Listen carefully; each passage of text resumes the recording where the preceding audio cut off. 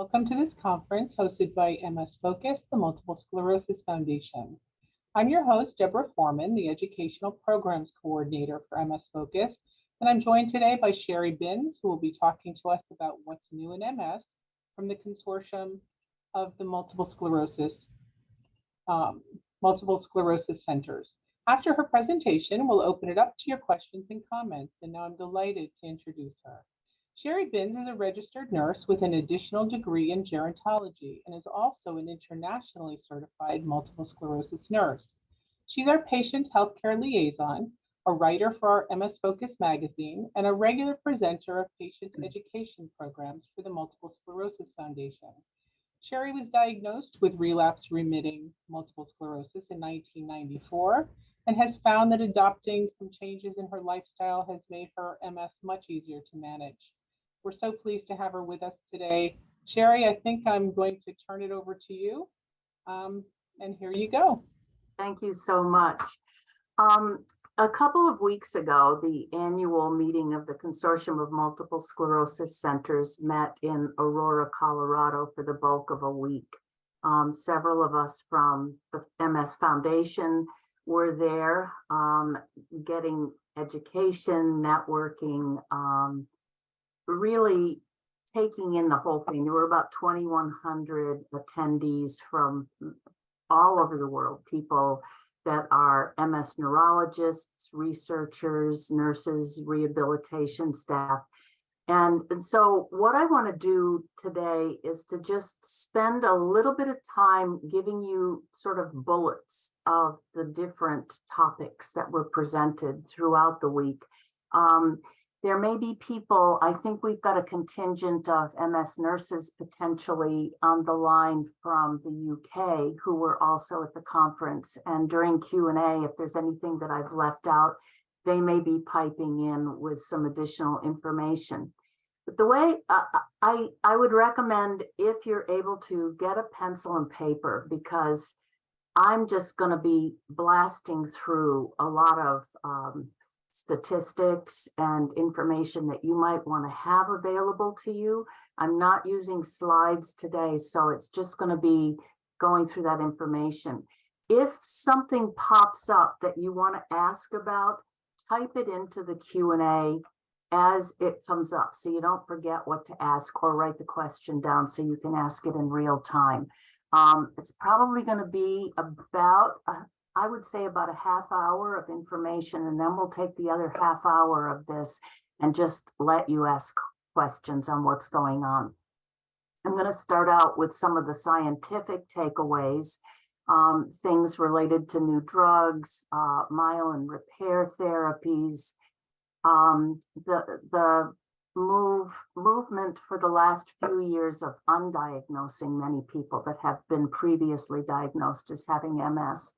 Then we'll talk a little bit about the impact of age on MS. We'll go into some complementary and alternative therapies and an update on some of the supplements we should and should not be taking.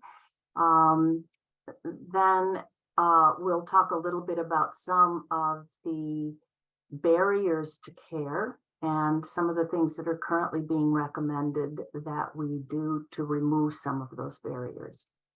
So one of the highlights, I think, affirmations more than anything, was that right now we have the most effective category of drugs that we have ever seen in the treatment of MS, and those are the anti-CD20 drugs.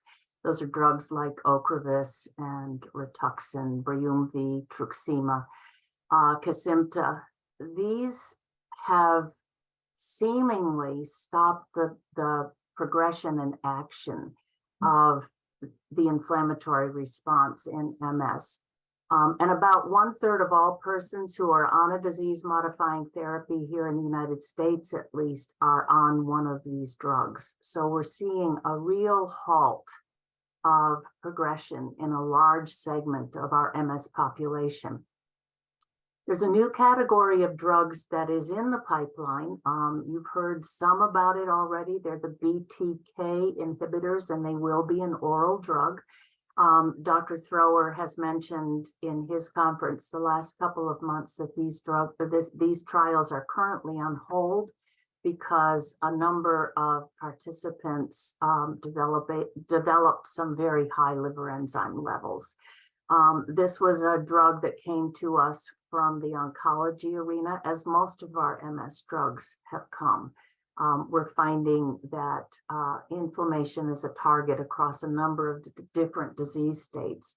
So these drugs, probably because of the liver impact in some individuals, will not be given to those of us who have fatty liver, and that's many pre-diabetics and diabetics. They probably will not be given to people who consume alcohol on any kind of a regular basis, and they probably will not be given to those who have had a history of hepatitis or cirrhosis, just because we don't want to trigger that response in people. It is possible, if these guidelines can be put into place and tested out in the actual clinical trial arena on patients that do not have these problems, then we may find that this drug will be approved and able to be disseminated to the MS community within maybe a year, I would think. It takes about 6 months once it goes to the FDA to get approval, and I think if they can minimize the individuals, kind of weed them out of the clinical trial that don't have these liver injuries or predisposing things, we may be seeing that drug within a year or so. That impacts the way that the T cells and B cells relate to each other in such a way that it may be nearly as effective as the anti-CD20 drugs. It's also thought that it's good enough at reducing the inflammation that it may allow our bodies to repair our myelin. Myelin repair is a natural function in the human body, but it cannot exist when inflammation is present. That's why nothing in the myelin repair arena to date has worked. It works in the animal model, we just can't get it to work in the human model. And I think part of that is that with our animal subjects, we're able to control their environment, we're able to control their diet, but we certainly can't do that with human beings. We have to trust you to eliminate things like sugar and smoking and preservatives and things like that. And for people that don't do that, they're not going to have myelin repair because the inflammation is going to remain present.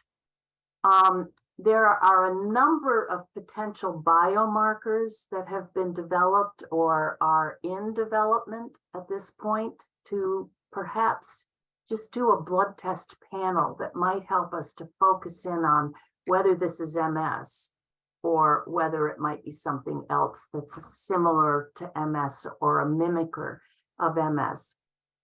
As we get more into this, I think I first heard about some of these biomarkers maybe 4 or 5 years ago at this conference. And it looked really exciting. And now what we know is that these biomarkers pick up on inflammation. So all inflammatory conditions tend to have these specific biomarkers elevated. Neurofilament light chain is the most common one that we've probably heard about.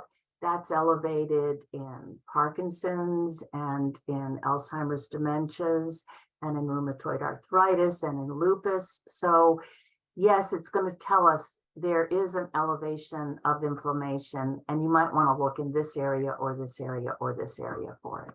So it will give us, I think, some tools to help identify, but it's not going to be specific to MS per se. There was a very strong emphasis in 2 or 3 sessions that I attended throughout the conference on undiagnosing people that had been diagnosed prior to the revised McDonald criteria in 2017. When the McDonald criteria was revised the first time or put forth the first time in 2010, there was a move to undiagnosed people that had been diagnosed prior to that, because a lot of the people didn't seem to meet the criteria for McDonald. And that's happening again. Dr. Solomon from the University of Vermont gave a talk on this, and he cited several articles that were written between 2019 and 2022 on the process of undiagnosing people. And the articles, he cited them from 6 different countries, that they were undiagnosing between 16 and 24% of all those individuals who'd been diagnosed prior to 2005. About 83% of the people that were undiagnosed were women. Let's see, 70% of those misdiagnosed with MS have been on disease-modifying therapies. 40% of those misdiagnosed have participated in clinical trials for disease-modifying therapies. There are a couple of conditions that they put out that we really didn't know a lot about maybe 5-10 years ago, and we know a whole lot more about them now, and there are treatments for them. One of them is MOGAD. It's the initials MOGAD, and that's for myelin oligodendrocyte glycoprotein antibody disease. This is a pretty common condition, may look like MS on the MRI, but the lesions may not quite touch the ventricles. And when a lesion doesn't touch the ventricles, it doesn't meet the criteria with the McDonald criteria to actually be diagnosed as MS. There will be myelin in the spinal fluid. So if you have a spinal tap and it's showing O bands or oligodendrocytes, that will be present, whether it's MOGAD or whether it is MS. It can also be present in transverse myelitis, or acute disseminated encephalomyelitis, or something called ADEM. Now, most children who are diagnosed with MS start out with what is known as ADEM, and so that may evolve into what is diagnosed as MS ultimately. The other condition that they brought up is neuromyelitis optica spectrum disorder, which has the initials of NMOSD.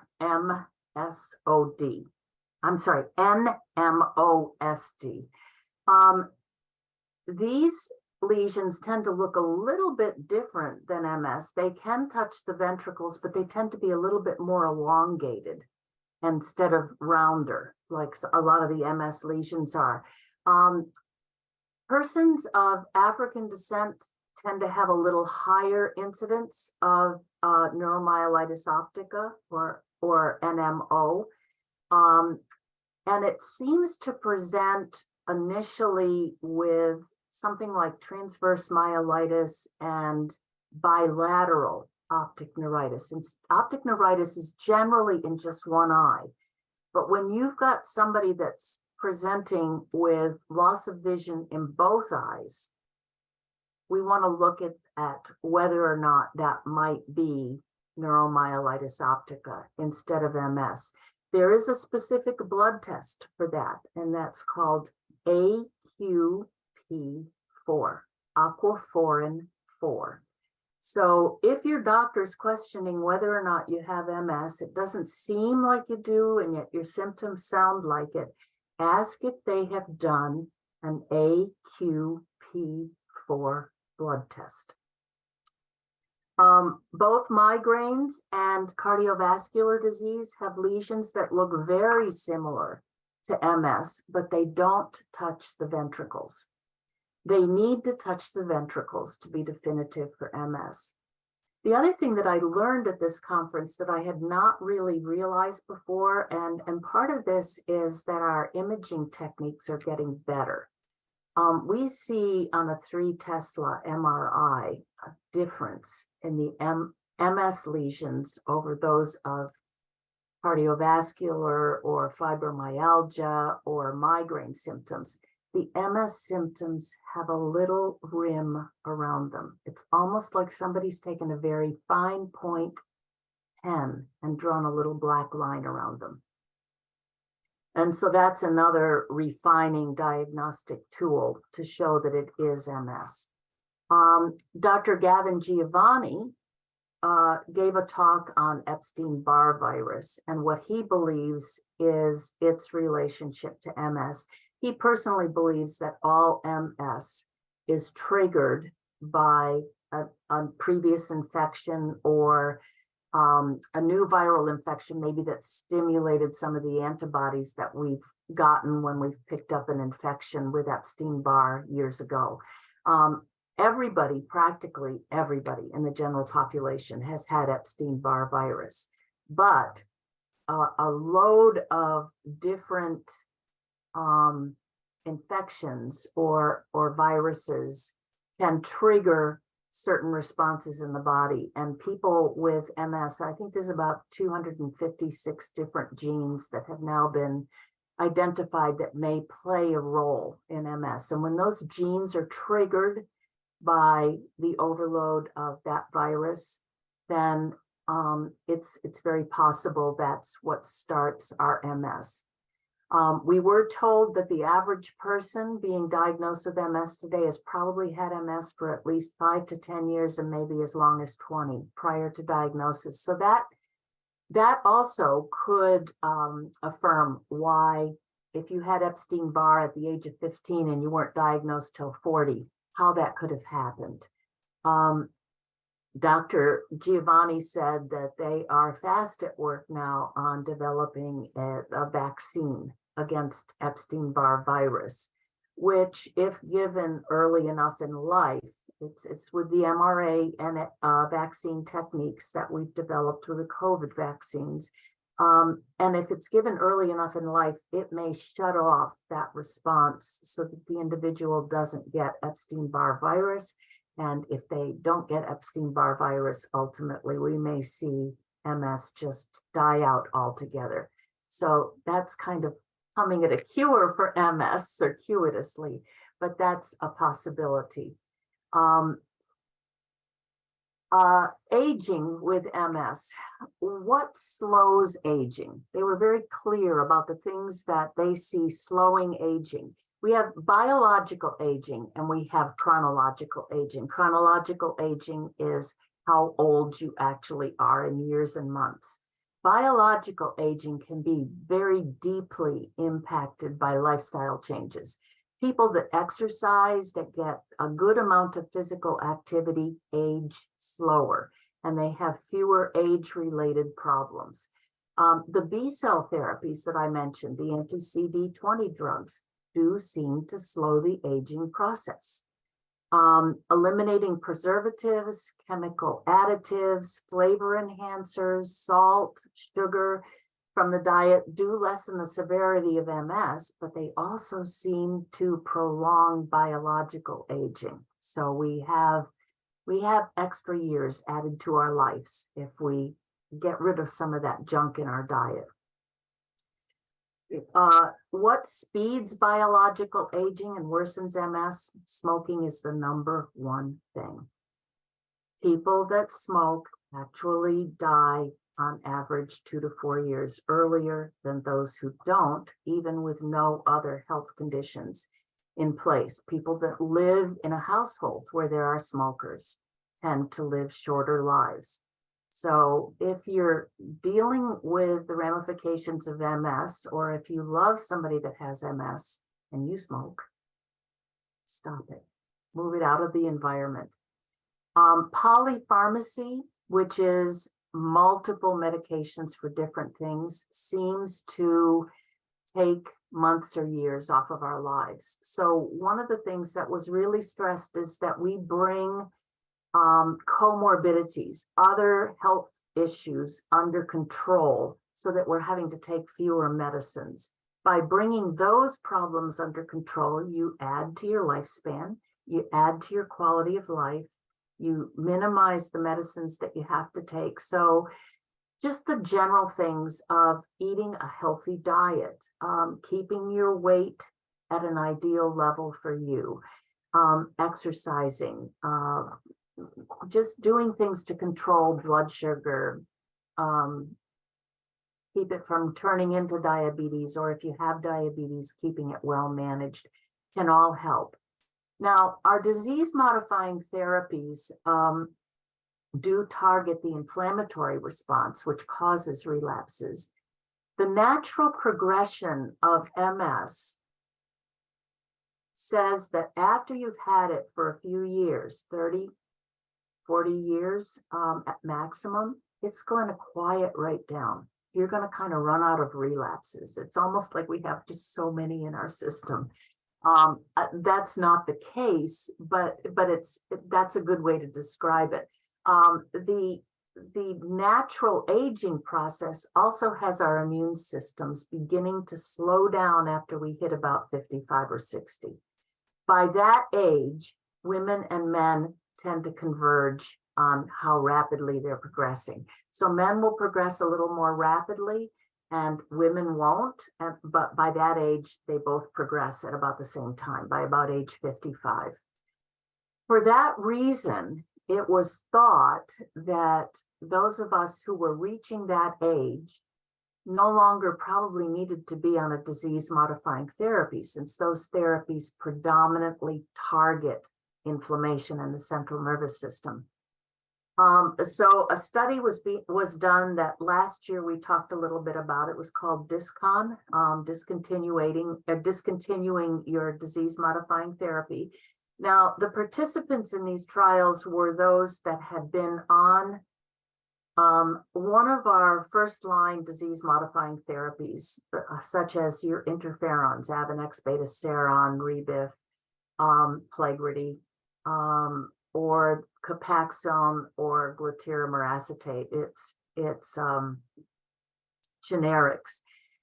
Those persons had been on those drugs often for 20 or 30 years. Our first MS meds came to the market 20 years ago, 30 years ago this year. So we've had something to treat MS now for 30 years. And there were persons in these trials that have been very stable. Now, the criteria to go into the trial was that you should not have had any MRI changes for 5 years and no relapse activity for 5 years. And then you could come off the drug and you'd be closely monitored. They were doing MRIs, I think, every 3 to 6 months in the trial. And they were seeing the person in the office instead of once or twice a year. They were seeing them 3 and 4 times a year just to follow up on them. In some of those instances, rare instances, there was some disease activity seen on the MRIs before the person noticed anything and they were put back on a medication. In those trials, about, I think it was 32% of people had a relapse after coming off meds, but 33% of people on the meds were having a relapse. So it wasn't statistically significant. The thing is that now we've got, as I said earlier, we've got a third of the people on a disease-modifying therapy taking the higher efficacy therapies. And those drugs were never looked at. There are drugs like natalizumab or Tysabri that we know has a rebound effect in many people, so that you stop that drug and you're going to relapse or you're going to have some disease activity. So if you're thinking about stopping that, you need to have a conversation with your neurologist about, see if we can't extend the dosing so that you're getting it every 6 weeks and then every 8 weeks instead of every 4 weeks. And we gradually taper you off the medication. We do MRIs to make sure that you're not developing some activity, that you're not having a problem coming off of it. And we come up with an alternate plan if maybe you need to be on something. So, you know, I think Dr. Thrower put it very nicely in his talk on Tuesday, where somebody from the audience asked him, you know, should I be stopping my disease modifying therapy at a certain age? Or I'm 55 and my doctor says we're going to start having the conversation about getting me off of my disease modifying therapy because of my age. And Dr. Thrower was very clear that if it's not broken, don't try to fix it. If you're tolerating your disease modifying therapy well, and it's not a burden for you to stay on it, stay on it. Protect the assets. And so there is no right age to start or stop a disease modifying therapy. Many of our neurologists are putting that decision front and center on us. If we feel comfortable about doing it, they're willing to work with us. But it's the doctor's responsibility, I suppose, if it's not been discussed, to bring up the possibility that your disease modifying therapy, particularly if it's one of the older therapies, may in fact no longer be needed. And just be open to have that conversation, but don't let them make the decision for you. It's your decision, and you need to use them to get the information that you need to make the right decision. Now, I'm going to spend a little bit of time. Dr. Alan Bowling did a segment that I attended on complementary and alternative therapies, but he actually focused almost exclusively on supplements. And I'm going to ask Bhavya, I think she's just typed into the chat a web link for a site that Dr. Bowling gave us. It's www.neurologycare.net. There are over 200 supplements, he tells us, that should be avoided by people with MS. Part of the reason for that is that many of the supplements and herbal preparations boost the immune system. And in MS, the immune system's already in overdrive. So if you boost it, you're going to worsen your MS. You want to steer clear of it. He said that this can cause flares, and it may even cause additional central nervous system damage. So go to that website and look for supplements and herbs to avoid with MS. He maintains that 100% of our MS symptoms are induced or worsened by lifestyle changes and can be minimized or eliminated if we change those lifestyle things that are making the symptoms worse. Things like what I mentioned before with exercise, with cutting out preservatives and flavor enhancers and chemical additives to our food, cutting out all sugar that does not naturally occur in food. It will cause subtle inflammation in the central nervous system that cannot be picked up on some of the blood tests that we do to check for inflammation. I personally, as I've gotten older, I'm finding that a lot of the things that I was sensitive to in my 40s or 50s, or even my early 60s, no longer seem to bother me. It doesn't make my fatigue worse. It doesn't cause me pain. It doesn't impact my GI status. So I've kind of relaxed what I've been doing food-wise. And boy, I'll tell you, this last month, I have paid for it royally. There isn't a day in the last month that I haven't been in pain. And my sleep has been interrupted as a result of that. And I began to realize after I got home from the consortium and the pain was so bad that I had been not tending to my body with what I put into it. I've been eating more sugar than usual. And I'm now 10 days off of sugar, and it's the first day in probably a month I haven't needed at least one dose of ibuprofen during the day. So for me, sugar's a real trigger for pain and for spasticity. So I would just say that he's very, very right when he says that lifestyle impacts our symptoms 100%. CAM, complementary and alternative medicine, includes things like diet, exercise, supplements, acupuncture, massage therapy, chiropractic. Many of these things are used in conjunction with each other, and they're utilized by about 40% of the general population.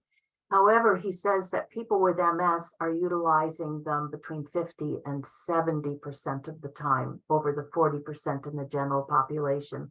And many people with MS are getting much better relief of symptoms by using these alternative therapies. Most complementary and alternative therapies are used in conjunction with standard Western medicine in the MS population, including your disease-modifying therapies. And 70 to 89% of the time, you'll see that as the case, as a disease-modifying therapy used in conjunction with something that's complementary or alternative. Now, one of the things that Dr. Bowling warned us about is that dietary supplements are subject to contamination. Many of the things that are made outside of the US, GNC is a big importer of supplements made in other countries, predominantly India and China. And there is a potential of contamination if they're not controlled in a FDA approved pharmacy. So he said, be very careful that you look at the labels and look and see where the medication is manufactured. He said the worst offenders for contaminants are sexual enhancers or things that we might take to minimize the effects of hormonal changes as we're maybe in perimenopause or entering the menopausal stage of our lives. So I would not take those things without consulting with at least your primary care first. He said that supplements have no benefit for the individual with MS, and they may supplements that have no benefit for the individual with MS and may actually cause harm. He listed about 10 or 11 of them. One of them is folate. That increases the risk of our having cancer. So unless you're pregnant, you should not be taking folate unless it's a minuscule amount in a multivitamin. He also said that multivitamins are okay, but he doesn't want us taking them every day, no more often than every other day, and no mega doses of anything. Calcium can elevate the risk of prostate cancer in men and cardiovascular disease in both genders. Ginseng, ginkgo, lion's mane, echinacea, maitake and shiitake mushrooms, garlic. Garlic actually is a good immune booster. And garlic is very helpful. Like if you're starting to get a cold or something like that, you can boost your immune system a little bit to try to overcome that, but for very short periods of time. Vitamins A and E actually decrease longevity in those that take them over time. We used to think that vitamin E was protective. Vitamin E and selenium were protective for cognitive function that normally may diminish with aging. He advises you not to do that if you've got MS. Iron also raises the risk of heart disease and osteoarthritis. So unless you're truly anemic and a doctor has prescribed iron for you, don't take it. Biotin was thought until recently to be a potential central nervous system repair supplement. It was thought that it would help to stimulate myelin to repair itself. However, over an extensive period of time of about 5 or 10 years, we have found actually the opposite. Biotin not only has no benefit for MS, it can be harmful. There are some people who are taking it for hair and nails, and they swear by it because it gives them a fuller head of hair or stronger nails. He did say that if you're taking it for a reason other than your MS, and you've got lab work due, be sure to get off of it entirely for a minimum of 72 hours before your labs are drawn, because they interfere with lab work. They give you false positives of things like blood sugar. Thyroid tests will be out of sync. Your blood sugar tests will be out of sync. There's a whole, they may impact your liver function tests. So you could be in a real mess being given drugs to counteract things that aren't actually happening. Alpha lipoic acid has, and Dr. Thrower, I think, mentioned this a couple of days ago. It does seem like it helps for walking speed and strength. Only about 40% of us who have tried the drug Ampera for walking actually receive any benefit from it. So if you're one of that 60% that did not benefit from Ampera and you'd like some help improving your walking strength and speed, this may be a supplement at recommended doses, not mega doses, that could be helpful to you. So talk that over with your doctor. There's a lot of data that has come in on vitamin D in the last year, and it's mixed results. It wasn't what we were expecting to see. Vitamin D can be very beneficial during certain points and times in our lives when we're developing as children, when our nervous systems are being generated. It's helpful to kind of minimize propensity towards cardiovascular disease. It's helpful in women during their childbearing years. It helps with regulation of your hormones. But it doesn't seem to have a big impact on MS. What Dr. Bowling said now is we, instead of aiming to have our vitamin D levels in the 70 or 80 range, we now want to keep them between 35 and 50. So he does not recommend anything more than a maximum of 50,000 units per week. Vitamin D can become toxic, and vitamin D toxicity may look like a severe flare of your MS. Vitamin D toxicity can also look like a severe gastroenteritis, and it can take literally, because it is retained in your fat cells, it can take quite a while of being off of it to have to get it out of your system and get that toxicity managed. So if you're taking more than 50,000 units of vitamin D a day, we now know that that probably is not helpful. It seems to be less helpful also in men than it does in women.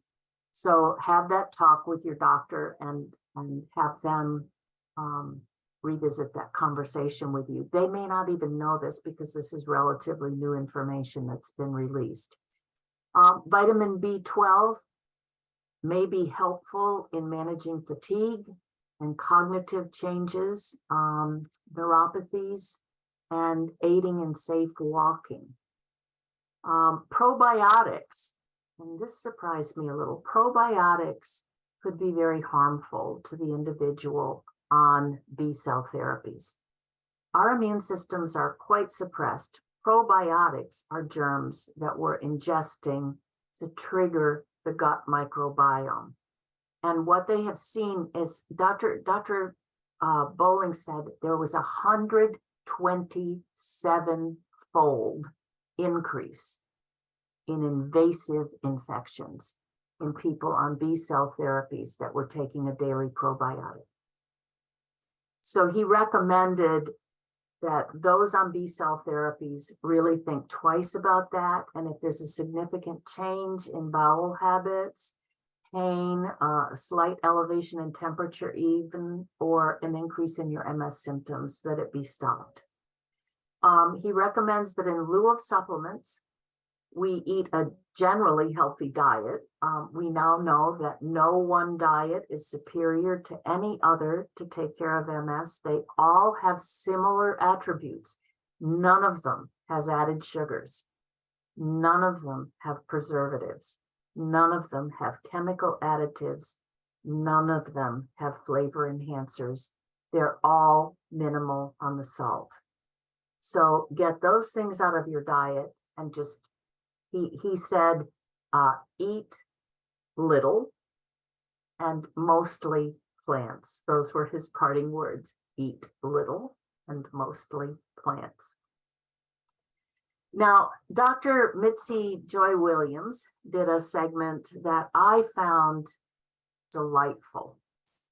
She had a panel of 5 different presenters. Dr. Williams is an MS neurologist, and she runs a wellness center. She had another doctor who was part of her panel that is Latina, and English is her second language. And then she had a nurse practitioner, an African-American nurse practitioner, a Black osteopath who was doing a fellowship, and a Black patient representative, that all talked from different points of view about the disparities that they were seeing in the care for different populations within the MS community. Dr. Williams said only 20% of persons of African descent who have an MS diagnosis are taking one of the more high efficacy therapies, like the B-cell therapies or the S1P modulators, Gilenya, and the drugs that are similar to that, or natalizumab Tysabri. 39% of Caucasians are on this class of drug, 20% to 39%. 90% of those of African descent have no or low response to interferons and glatiramer acetate or Copaxone.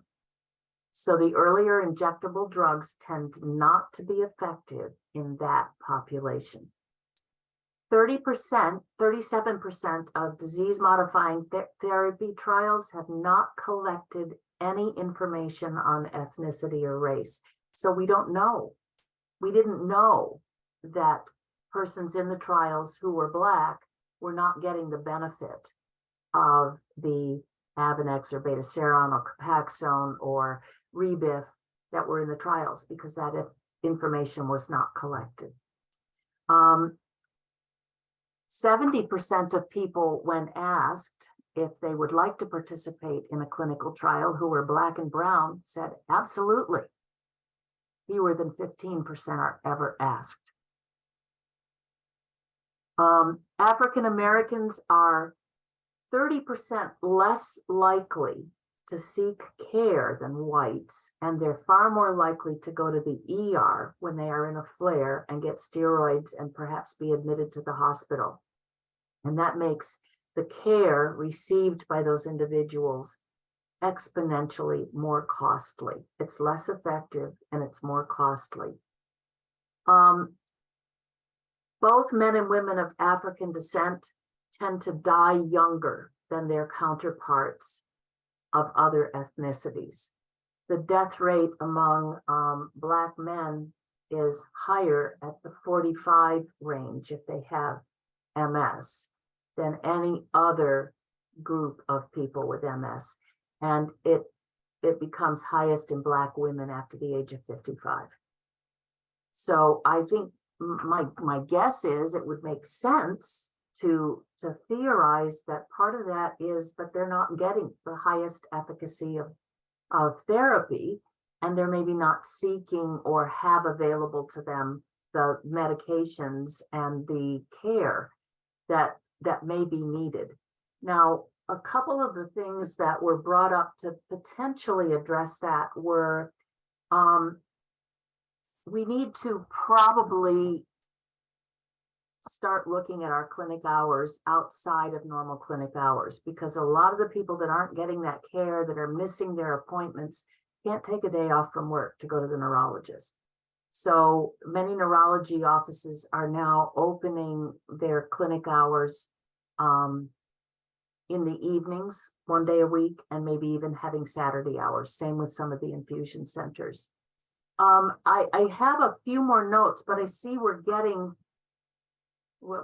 on for quite a bit. I know that's a lot of information to feed you. So Deb, I'm going to let you start reading some of the questions we've got. If people have questions that they haven't asked yet, you want to tell them how to do that. Yeah, that was really very interesting. Okay, so we are ready for questions. If you have one, you can use it. You can use the Q&A button in the app, or you can actually send your question in anonymously if you choose. But if you are going to raise your hand, then you're going to have to let me unmute you. So, and I can call on you to do that. So let's see. Let's go to the first one. Hold on. Let's see. I know a couple of you have your hands raised, so we will get to you also. Ruth Ann would like to know your opinion on the use or the value of electric stimulator in the back to impact the incontinence of bladder and bowel. She understands it will not stop incontinence, but is improvement worth it in your opinion? Dr. Thrower addressed that in his May talk on MS, the Big Picture, and he said probably not so much as something like the InterStim device, which is put directly into the bladder, that will stimulate the bladder. You know, it's somewhat invasive and it may have minimal benefit. And Jessica's saying hello. She thanks you for doing this. She was on Ocrevus for 3 years, and then she went with no insurance, so she's currently unmedicated. What options are there for those who have secondary progressive MS? Her MRIs constantly show more lesions, not active though. And then she asks about handwriting. Can it be improved? If you're secondary progressive MS, there's only really one drug that's approved to treat secondary progressive, and that's Mayzent, siponimod. And I believe now that Mark Cuban Cost Plus Drugs does have that in generic form. I know that teriflunomide, which is the generic of Aubagio, is available, and that's like $10 or $12 a month. There are several of the MS meds that now have a generic that are available at phenomenally low costs versus what they would cost if you were paying for it out of pocket on a brand name or insurance. I know that Medicare does not cover the cost of any of the self-administered medications. And so many of those of us who are depending upon Medicare for our insurance are going to have to go on to an infusible, which Medicare covers. So I'm surprised that Ocrevus was not covered by your insurance for that reason. Thank you. Jamie wants to know, should she be avoiding the vitamin megadoses that she does every other month? I think it's every month. The B12 injections. B12 injections are not a vitamin megadose. B12 injections are a supplement, and they should be given only if your B12 levels are below 400. We like to keep them above 400. And with MS, I know that the normal lab values, low normal is around 300, but Dr. Bowling did say we want to keep those B12 levels above 400. So a monthly injection is fine. And Teresa wants to know, alpha lipoic acid daily is a no? No, I addressed that. Alpha lipoic acid daily is a yes for assistance with walking strength and speed. Okay. And Deanna wants to know, what was the name of the supplement that helps with walking if Impera didn't work for you? Alpha lipoic acid. Okay. Let's see if we can go to the people who, well, let's see here. Let's do one more. Dr. Billings, Elizabeth is asking, Dr. Billings' recommendations are so counter to what has been said in the past. Some of the references in his website are relatively old, 2007, etc. How was his presentation received by attendees? Dr. Bowling, not Dr. Billings. It's She Alan, did say Dr. Bowling. Allen. Yeah, it's Alan Bowling, Bowling. Dr. Bowling is considered nationally the expert on supplements and complementary alternative therapies for people with MS. He is an MS neurologist, and his career is devoted to this. And yes, it is counter to what we've been hearing in the past. He's giving us new information as it comes out every year. This year, he focused on the new findings with vitamin D and the fact that that was disappointing as far as what it actually delivered, and that we needed to treat it with more caution than we have been treating it in the past. Okay, Deanna has her hand up, so I don't know if the question you answered was this one, but we'll find out. And if you would just unmute yourself, Deanna, you can go ahead and ask that. Deanna.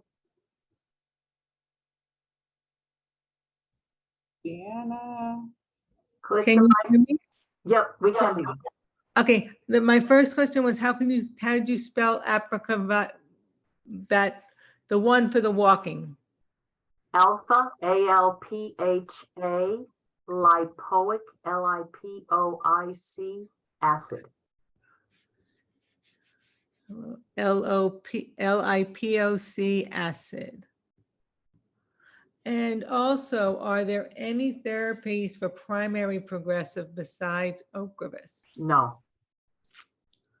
Okay. Although, as Dr. Thrower said a couple of days ago, we use a lot of stuff off label for it. Okay. So many of the disease modifying therapies are used in people with primary progressive, but they're not specifically for primary progressive. Ocrevus is the only drug that's been approved specifically for primary progressive. So what are some of the off-label ones that I could ask about? Any of the other disease modifying therapies. I know that there were studies done on Copaxone years ago, and it didn't meet the end points, but people who had been allowed to stay on Copaxone and continued to take it in a 10-year look back were actually doing better and had lost less function than those that had not gone on it at all. So it's a conversation you just need to have with your doctor.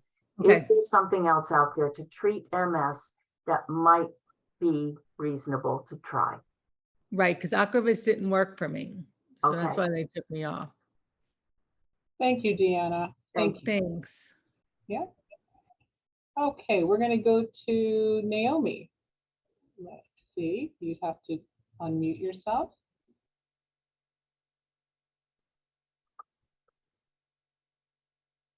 Naomi, look at the microphone in your bottom left corner of your screen and click on that to unmute yourself. Good. Okay. Thank you. I too have primary progressive MS. And I take Kesimpta now. I did take this before, but I felt it wasn't working for me. Although right now I don't feel that Kesimpta is either. And I have an appointment with my neurologist on Tuesday, and I have a list of questions because sometimes I forget things. I just wait a minute. Naomi, it sounds like you have a number of questions that need to be answered. Yeah. Do you have access to email? Yeah. Yes. Do me a favor and send me an email. It's Cherie, my first name, CHERIE @msfocus.org. We have about 30 people still in the queue with questions, and we're coming up on the hour. So I think that would better serve you. I'm happy to talk to any of you who has a list of questions that you want to bounce off your doctors. If you email me with one more that list. thing. I just want to ask you. I have optic neuritis, and I feel like I'm drunk all the time. does it have anything to do with the optic neuritis? It's probably all as a package right now. That's probably an inflammatory response, and you might find that you're feeling better by adding extra water to your diet and by cutting the sugar out of your diet. And you may need to do that for a couple of weeks before you see an improvement. Okay, thank you. Thank you, Thank you for this Naomi. whole thing. I really appreciate you being here. Thank you. Thank you for coming. Okay, let's see. Let's go down to our Q&A, and we have, what is B-cell therapy, Maria asks. B-cell therapies are medications that block a certain category of our B cells, which are, they address inflammation when it comes into the system. And so the more B cells, particularly the B cells that are in the CD19 and 20 range, there are 80 some. Those particular B cells, when you target them, tend to knock down the inflammation, and they tend to knock down our relapses. And those are Ocrevus, Rituxan, Truxima, Kesimpta, and the new medication Briumvi, which just came out a couple of months ago. Now, Tysabri or natalizumab also impacts the B cells in the CD4 and 8 range, but it seems like there are fewer relapses for those that can't take the natalizumab or Tysabri. There are fewer relapses in this CD20, anti-CD20 group of medications.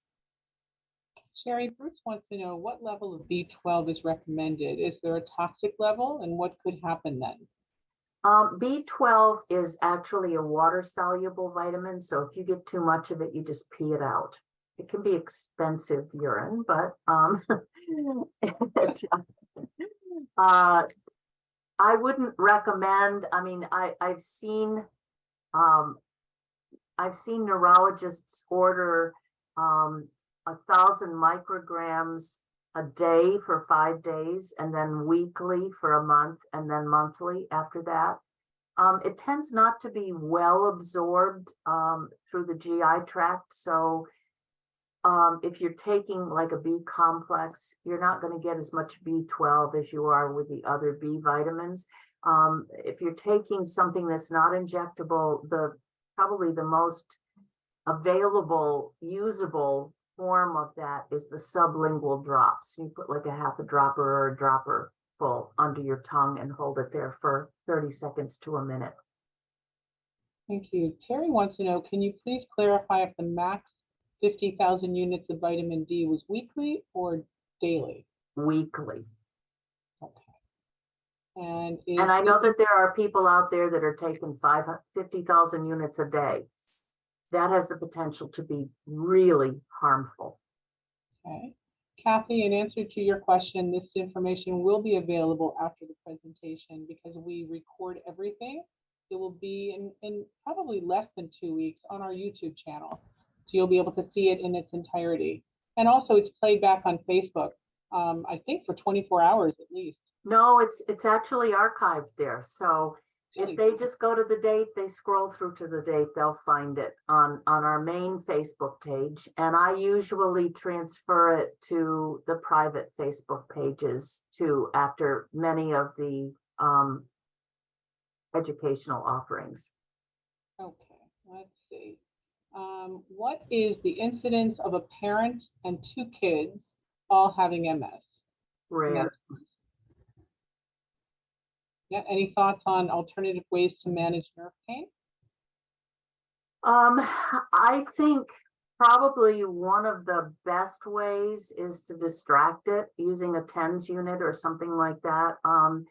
TENS units, when I started first having nerve pain and needing some help with that, were $400 and $500 for the unit. They're now available on Amazon for like $35 to $50. With your extra pads to use them. I usually place the pads above and below the areas of pain, so I can distract the nerve both ways, and just with that little bit of electrical stimulation on the surface, it somehow seems to minimize the pain. Either that or it takes my mind off of it so that it's not as distractive as it is otherwise. There really are no good supplements to knock down nerve pain, despite what some of the labels might read out there.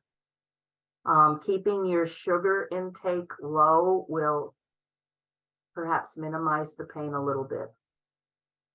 Okay, Ruth Ann, I'm going to allow you to talk also. So if you would just simply unmute yourself, you should be able to do that.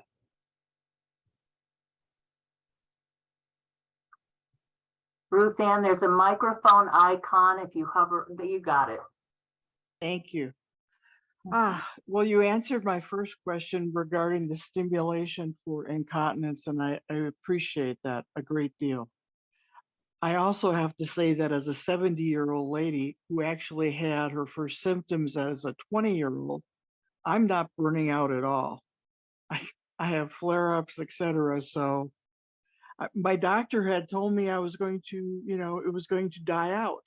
And in our last visit, I said, when does that happen? He said, Yeah. well, I think I last went off of a disease modifying therapy thinking that it might be okay at 65, and had one of the worst relapses I'd had in years. So that's one of the reasons why Dr. Thrower says this is in the patient's arena to make those decisions. We don't take people off of their disease modifying therapies. The patient gets to decide. I really appreciate that. Thank you. You're welcome. But as I said earlier, you did answer my question, so appreciate it. Thank you. And will we get this in writing? No, it will not be in writing, but I tell you what, if you want to email me, Cherie at msfocus.org, I can attach my bulleted notes to the email. I would love that. You are so informative. Thank you. How nice. Thanks, Ruth Ann. Okay, so and Bhavya has put that email into the chat if you need to see it. Debbie, we've got 36 questions in the chat. Yep. So, okay. So Jessica does want you to know that Aubagio failed her at the beginning of her MS journey. Kristen wants to know, what about daily vitamins and MS? You touched on that. Let's see. And again, I'll be happy to email these. There's about 6 pages of bulleted notes from the conference, all but one of which I have addressed here. So feel free to email me and I'll be happy to send them out. Kathy wants to know, can an elevated C creatine protein level be due to MS? No, it's probably due to kidney function. Okay. Let's see, Jody, I didn't catch what you said about lion's mane mushroom. The mushrooms. Lion's mane is not helpful for anything related to MS. It was thought that it might be. It is not. Don't waste your money. Okay. Let's see. What is B cell therapy? We did that. Are there any recommended sources to learn how to cut things like sugar out of your diets? It's everywhere. And it is. Yeah, it's virtually everywhere. Sugar is in everything. The only way that I know to do that is to cook everything from scratch.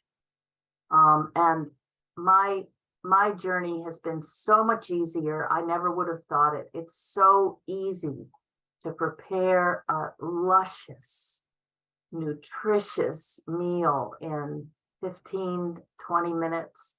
And just, my husband says, the pandemic has showed me that we eat better when you cook than when we go out to eat. And I really, my 3/4 of my grocery delivery every week is fresh produce. So Yeah, I agree. Cassandra wants to know, is alpha lipoic acid good or bad?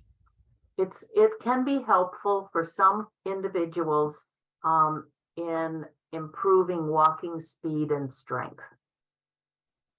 Okay. Maria wants to know, what do you think about GLA? Has not really been shown to be helpful. I mean, it's sort of a cult supplement. And all of the testing that they've done on it shows that it doesn't seem to have any benefit at all for MS.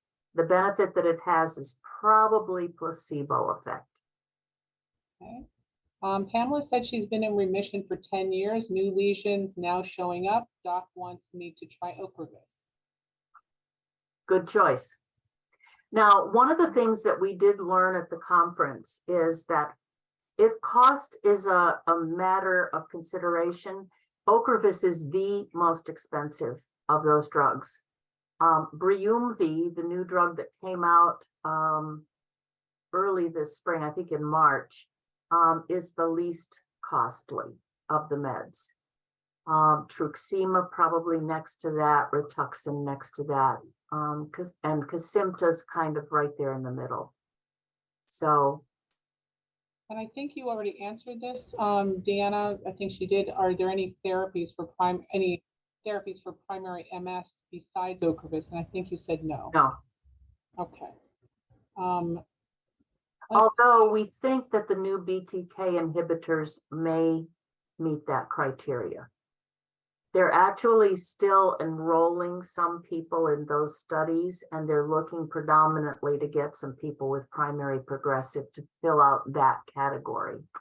So go to clinicaltrials.gov and look for BTK inhibitors in MS. And it will show you which studies are still enrolling. Any updates on Mavenclad and follow-up after the 2-year therapy?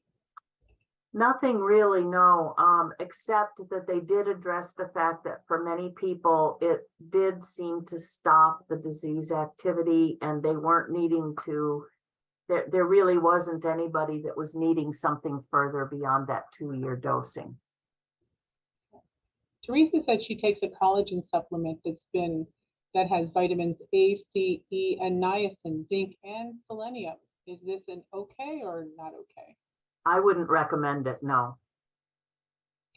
Copaxone has proven positive for me based on recent MRI. That was from Teresa. Is there a big difference between rituximab and Ocrevus? I always know that's from Israel. Almost no difference at all. The only technical difference is that Rituxan, which is a much older med and is approved for many different conditions, has a mouse model of the monoclonal antibody, whereas Rituxan has a humanized model. They're made in the same factory by the same company and sold by the same pharmaceutical company. And they're identical except for that monoclonal antibody. Okay. I've heard from a lot of people that they have been on both and they tolerate Rituxan better. And I'm kind of wondering if that's because Ocrevus traditionally uses steroid as a pre-medication, where with Rituxan, they might use steroid or they might use something simple like Tylenol and Benadryl. I don't tolerate steroid at all. So I've taken it with the Tylenol and Benadryl, and except for my first dose, it's been the easiest medication I've ever been on, and I've been on it since November of 2013. Bruce, again, Cherie's email address is Cherie, CHERIE, at msfocus.org. Okay. I just saw pop into my screen from Maria. How long have I had MS? My first hospitalization was in 1975, but I didn't receive a diagnosis till 1994, at which point we had only one drug to treat MS, and it had just come on the market, and there was a lottery for it, and it was for early MS, so I didn't qualify. I was actually scooter dependent and legally blind when my new MS neurologist at the time decided to put me on one of the available drugs, first drugs at the time. And it kind of slowed the progression. And 2 years later, when I went on to a higher formulation of the same medicine that I had been on, it was a rescue drug for me. And although I had been essentially relatively non-ambulatory and legally blind for 3 years, I started walking again without any aids.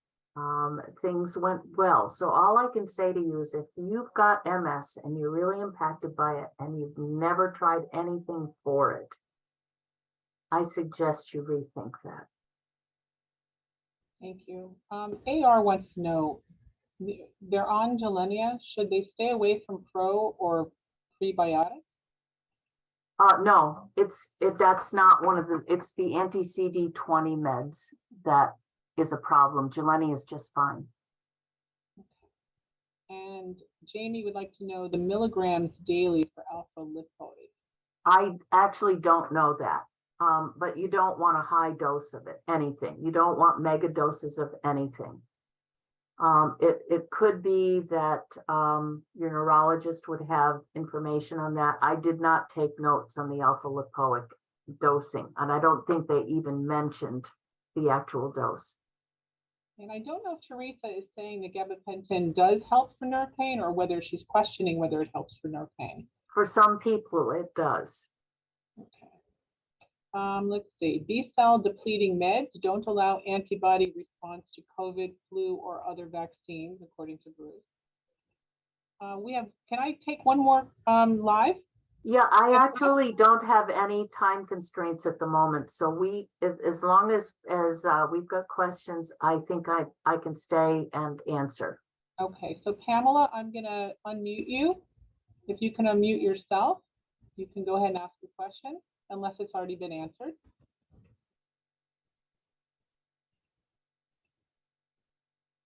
Pamela, lower left corner, hover your mouse over your microphone icon and just click it. Let's see. Okay, There we Pamela. go. You did answer my question. Thank you very much. You're welcome. Thanks, Pamela. You're welcome. Okay. Now, what do we have in the chat that we need to address, Deb? See. I don't see any. Well, let's see. In our chat, we have nothing in our Q&A, but let's go to the chat again. We got some. Scroll up to the top of it and see if we can take in the order anything we missed. Yeah, Susan said DX with autoimmune thyroiditis is so taking thyroid meds now, but reading that ALA affects thyroid med. Any thoughts on that? ALA, alpha lipoic acid. In small doses, it shouldn't. And you're having your thyroid checked regularly. So if you're on alpha lipoic acid and your thyroid levels are changing, your doctor can address that. They can, if the alpha lipoic acid is helping your walking, then your thyroid medicine can be increased. Okay. Let's see. I don't know if we've done so much. I don't know if Bruce had said something about FDA removed it from EUA status. Will there be a new Evishield since FDA removed the original version? No. Okay. No, because this thing is morphing so quickly. The variants that we saw 3 months ago have already mutated. And so the Evishield was giving us antibodies from the original COVID infections, and they're no longer even present. So you're just going to keep evolving. I think for those of us that are on these medications, we just need to be really careful to mask when we're in groups, and to be cognizant of the distance. You know, if you're in a crowd, try to sit in a back corner or a front corner so that you're not smack dab in the middle of the crowd, and stay masked. Yeah, it's so true. No matter where I go, and we're in Fort Lauderdale, Florida, Yep. most people are not wearing masks. No, So, and you go out to eat, try to hit the restaurant at a time that's not a peak meal time, so that when you've got your mask off, and I don't take my mask off until the food's in front of me when I'm in the restaurant. good suggestion. Okay. I think we're out. We don't have any more questions that I can see. Okay, and for those of you who do want copies of my bulleted notes of the things that I covered today, one thing that the National MS Society did say is that they're doing neurology desert mapping. So they're looking at places in the country that seem to have fewer MS neurologists or even actual neurologists, and they're targeting primary care practices in those areas with the offer of information to help them treat their patients with MS. So they're looking at the fact that a lot of us just don't have access to that high quality care. 75% though of the academic medical centers that have MS clinics are smack dab in the middle of Black and brown neighborhoods. So in that sense, there is a good level of care available, but they probably need to readjust their hours so that people can continue to have the income and not miss appointments. Deanna just wrote that she has her hand up. Her hand is raised, but I don't see her in the participants that have their hands up. Deanna, there's a little icon to the right of center in the bottom of your screen. If you hover your finger or mouse over the bottom of the screen, and there's Bhavya says her hand is up. Okay. She just let her in. I can't see it on mine. Okay, I couldn't see it on mine either. Deanna, you need to hover over the lower left corner of your screen and take your, all right, go ahead. Oh, I see. Okay. Go ahead. You muted yourself again, Deanna. It's a science here. Yep, Can you hear me now? I can. Okay. No, I just wanted to tell somebody about the Ocrevus, that a lot of insurances accept Ocrevus. And in addition, Ocrevus gives you a $20,000 credit card that covers what your insurance doesn't pay, or $10,000. They can't do that if you're on Medicare. They're forbidden to do that if you're on Okay. Medicare. So if you're on a private insurance, it may do that. And that's why I said I was surprised that you had to go off, somebody had to go off of Ocrevus because they couldn't afford it anymore. Right, that's why I was telling them that. Yeah, thank you. I wasn't on Medicare. Yeah. Thank you. And also, what is your YouTube address? You just go to YouTube and look for the Multiple Sclerosis Foundation. Just type in Multiple Sclerosis Foundation. Got it. And this recording was live on Facebook as well. So if you go to the Multiple Sclerosis Foundation Facebook page, this will be available to view until it goes up on YouTube. Okay, great. Thank you. All right. You're welcome. Okay, so now. Did Ruth Ann have another question? Ruth Ann, I know Naomi is, let's see. Ruth Ann, why don't we unmute you just because we don't know if we answered your question or not. You did answer my question, and I'm fine. Thank you again. Okay, Thanks. Thank you. Okay.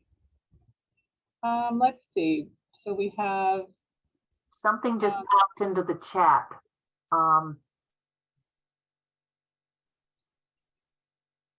I've been on Jamie says I've been on Ocrevus and switched to Kesimpta. Cherie, you seem to like, what one are you on again? Thank you. Or Rituxan. If you've been on Ocrevus, Rituxan is, again, as I said, almost identical to Ocrevus. It seems by some people to be better tolerated. Either that or the people on Ocrevus are being more vocal about side effects from it. So, yeah, somebody says, I didn't know that about Medicare. Yes, Medicare, because of national legislation that tried to keep the pharmaceutical companies from buying prescribers by taking them on luxury vacations and buying them gifts and all that sort of stuff. Legislation was written that the pharmaceutical companies could not incentivize anyone to use any of their products. As a result, it was written into law that those persons on federal insurances, which includes Medicare, cannot get free drug from any of the drug companies. So insurances will pay for it, but if you're on Medicare, no. However, Medicare covers the cost entirely of any drug that's given in an infusion center. It doesn't cover the self-administered drugs. Thank goodness they do that. So Marianne says, are there such things as MS clusters? I think there are.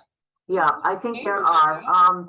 My high school class I grew up in the Adirondack foothills of upstate New York. We had 111 students in my high school class. And at our 25-year class reunion, 14 of us had MS, which is 3 times the incidence. My nursing school class had 94, and we graduated, I think, 55. And at our 25-year reunion, there were 10 of us of the 55 that graduated that had MS, which is 5 times the national rate. And I think, you know, a lot of us that are growing up in rural areas where we're exposed to insecticides, fertilizers, things like that, may be picking up things that are triggering our immune system. Also, one of the things that came out at the conference was that the rates of MS are 2 to 3 times higher in individuals who've had adverse childhood experiences, such as sexual abuse. Wow, it's incredible. Jessica said, for clarification, she lost her insurance because she had to retire for disability due to severity with MS. I had no neurologist to refer me. I now see a new neurologist that takes Medicaid, but he doesn't feel Ocrevus has been working for her. So I'm sorry to hear that. Yeah. Any connection between MS and Lyme disease? They can look alike on an MRI, with the exception that the Lyme lesions don't touch the ventricles, which is that big dark area in the center of your MRI. When you've got the cross section of the brain, they look like little butterfly wings. Oh. Terry said, thanks so much. This was incredibly helpful. Looks like I am in that grouping of MOG folks based on a recent test positive. Patients with both neuromyelitis optica and MOGAD, both have been successfully treated with Rituxan. Have you experienced the crap cap taking Rituxan? Seems like I have a really bad, a bad month before my next 6-month treatment. Oh, yes. Yes, absolutely. And so what my neurologist did is he started giving it every 5 months instead of every 6 or every 5.5. I've even gotten it during the pandemic. He was giving me a half dose every 4 months. And that seemed to be holding me. It wasn't as good as the full dose every 5 months, but didn't want to suppress too much with all of the crap that was going around. But yes, Ocrevus isn't so flexible, although they've now said you can move it a couple weeks early if need be. So. I see Naomi and Pam up there, but I think we took care of them. Unless, we can try it. Let's just see before I delete them. I think we have a phone. Let's do the one that's a call. Go ahead and talk. We don't have a name attached to you, but go ahead and talk. If you're on the phone, I think you need to hit *9 in order You to be do. heard. Thanks. Hi. You have to unmute. No, I don't think it went through. Maybe we lost them. Okay. Try. Bhavya has her hand up. Bhavya has her hand up. Let's see. I don't know how to access Bhavya. Let's see. Bhavya, you can unmute yourself if you have a question. Yeah. I raised my hand. I don't have a question. Yeah, your hand is raised on the screen. Oh, No, I do not. Okay, sorry. Sarah's interested in whether you addressed Botox for bladder. I didn't, and I really didn't hear anything new on it at this conference. Now, this conference had 6 offerings every morning, 6 offerings every afternoon of the 4 days of the conference. I was only able to make one of those 6 at each session. So there were a lot of things that were talked about that I just didn't hear about. A lot of them related to the tracks that I didn't look at were neuroimmunology for the non-neurologist. I didn't go to the different rehab tracks. I didn't go to the MS 101 tracks for people who are just getting into caring for the MS patient. There were a number of highly scientific things that I didn't get into because they were predominantly for researchers. And my primary focus there was, although that might have been interesting to me, my primary focus was to glean as much information as I could get to give to you when I got back. And so I wanted it to be usable information and not something that was way up here. Nice. Bhavya, I see 3 phone calls, 2 of them still there, and I don't know if, I'm not sure if we They have to unmute. They do have to unmute themselves. How about, I'm going to do this, the 760 number. Let's see. I've asked that you unmute. Let's see if we can do that. You have to hit *9. Mm-hmm. I'm just not sure if they're able to do that. Let's maybe go to the 352 number.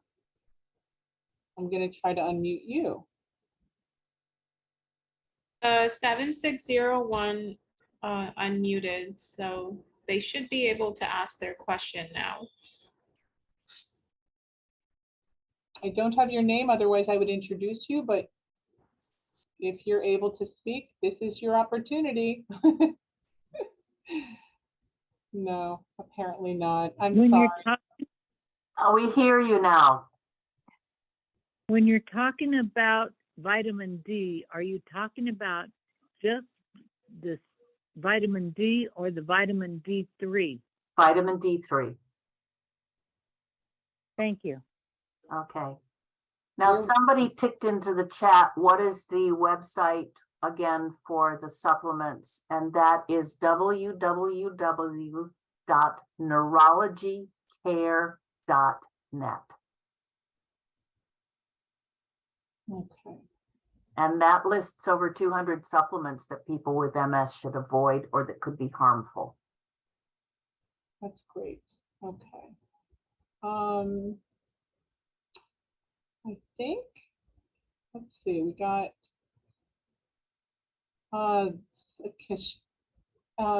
Kashia said they need to speak with their neuro. She's developed foot drop, and that's horrible, as we know.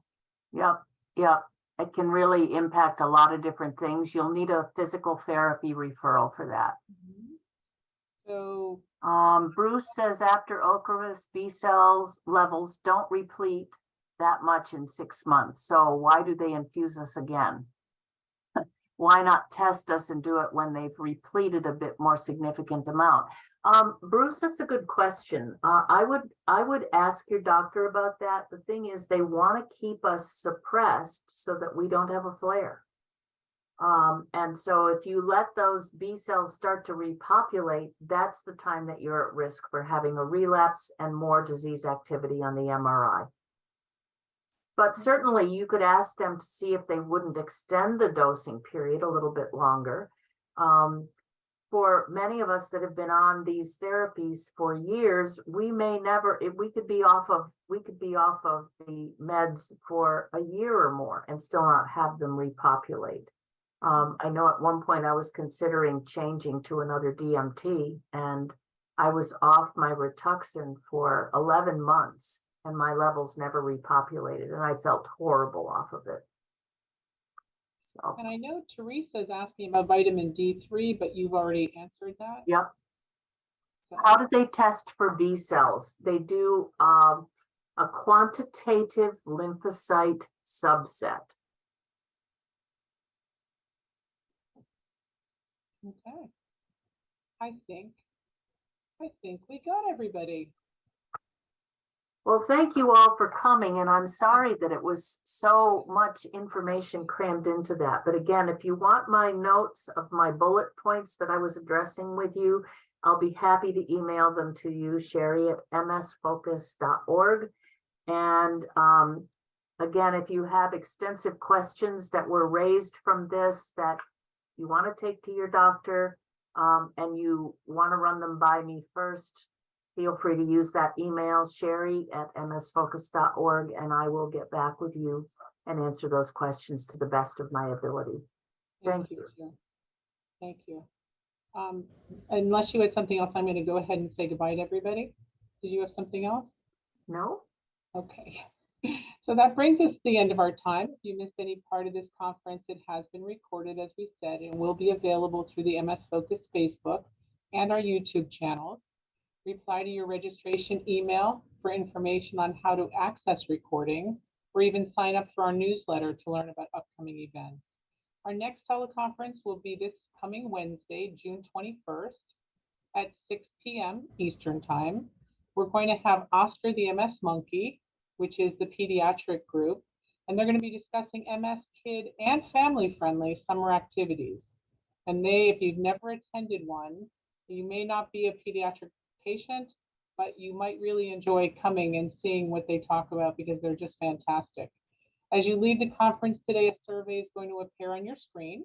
We ask you to please take a moment to give us your feedback on the program today and your suggestions for future topics so that we can use that information to provide you with the best programs possible and certainly the most meaningful for you. Our sincere thanks to all of our attendees for your participation, and especially to Cherie. Thank you so much, as always, for the time that you spent to prepare this and go to the CMSC, learn about this, prepare it in a way so we will understand it. And we thank you. I can't say it enough. And as for everybody else, I hope to see you again at one of our future programs, and have a good night.